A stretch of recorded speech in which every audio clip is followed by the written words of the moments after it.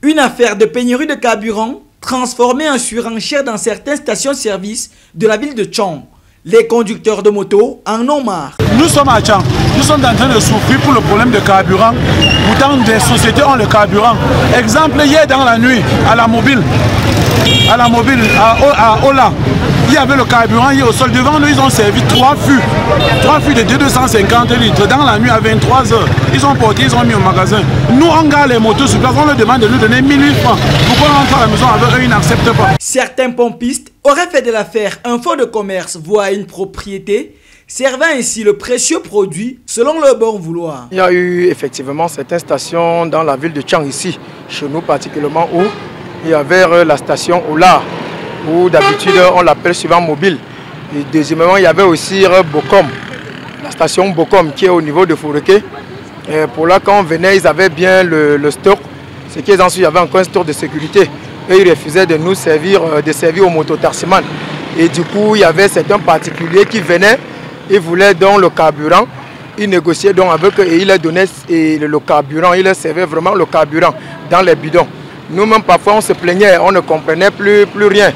Et du coup, dans des stations, quand tu venais encore chez eux, là, tu venais, tu donnais question de 10 000. Là, on te sert 9 000. Là, tu donnes 10 000 francs, ils te servent 9 000. Les mototaxis de la ville de Tchang crient au scandale. Il n'est pas rare de se voir refuser quelques litres de carburant pour motif d'absence du précieux liquide et de voir quelques minutes plus tard des particuliers être servis. Comme ils vendaient maintenant plus aux particuliers, ils servaient plus les bidons.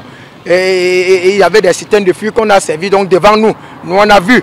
Et maintenant ils repartaient donc, il y avait les Carrefour 5 femmes là, ils avaient donc le carburant qu'ils ont acheté à la station. Nous on a acheté 1 litre. On a acheté 1 litre à 1500. Et oui, parce que ça a commencé par 1000 francs. Au fur et à mesure, comme la pénurie a augmenté, il n'y avait même plus rien. Ils ont vendu le litre donc à 1500. Ils ont vendu ce litre à 1500. C'est là où j'ai compris qu'automatiquement, même s'il y avait possibilité d'interdire, même qu'on achète encore le carburant dans les bidons pour aller vendre dans les carrefours, s'il y avait possibilité au gouvernement de l'interdire, on était obligé d'acheter parce que la population souffrait. Il fallait donc transporter donc les gens d'un bout d'un quartier à l'autre. Ils sont en train de donner aux revendeurs. Au quartier, ils sont en train de nous vendre le litre de carburant à 1500. À 1500.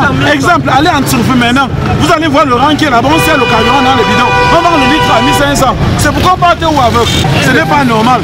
Ce n'est pas normal que l'administration essaie de voir ce problème-là. Au niveau des stations de service incriminées, les responsables de pistes sont des douanes. Tout le monde est servi, mais en tenant compte de la pénurie. Nous avons donné des instructions aux pompistes de ne servir que dans les motos. Parce que quand il y a pénurie là, les gens qui veulent les grandes quantités là, on voit que si en servant les grandes quantités, les autres, ça va pénaliser tout le reste.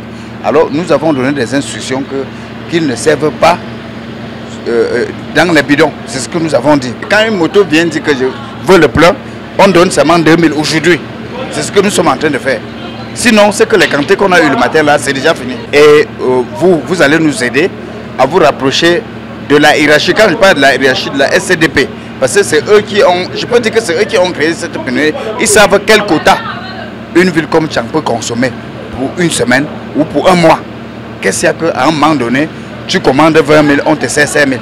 Tout en condamnant ces comportements intolérables, l'administration, par l'entremise de la délégation départementale de l'eau et de l'énergie, s'est lancée dans un processus de contrôle et de sensibilisation pour mettre un terme aux souffrances de ceux qui n'ont pas le bras long. Effectivement, nous avons eu vent de ce que certaines personnes sont en train de prendre du carburant de grandes quantités dans les stations et font de la surenchère dans les quartiers. Donc, en termes de sectoriel, en tant que sectoriel, nous sommes en train de mener justement une opération, pas coup de poing, mais une opération de sensibilisation d'abord.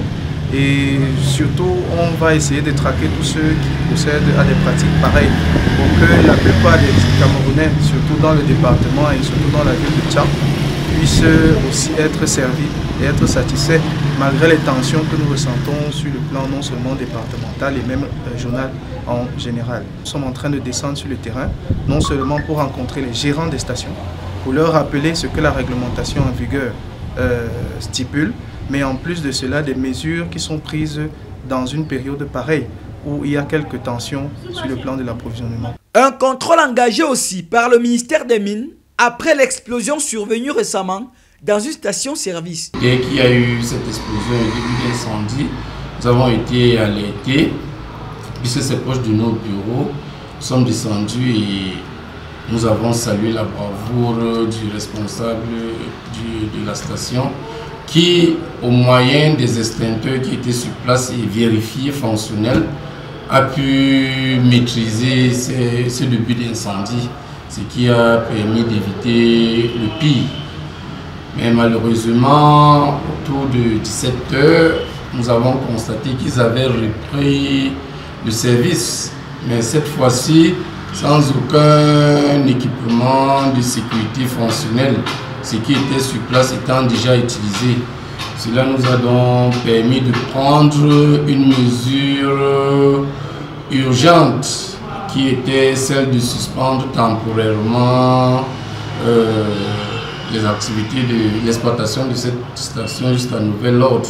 Ces différentes mesures administratives viendront sans doute soulager les peines de ces usagers qui font déjà face à bien de problèmes avec le retour de Dame Poussière.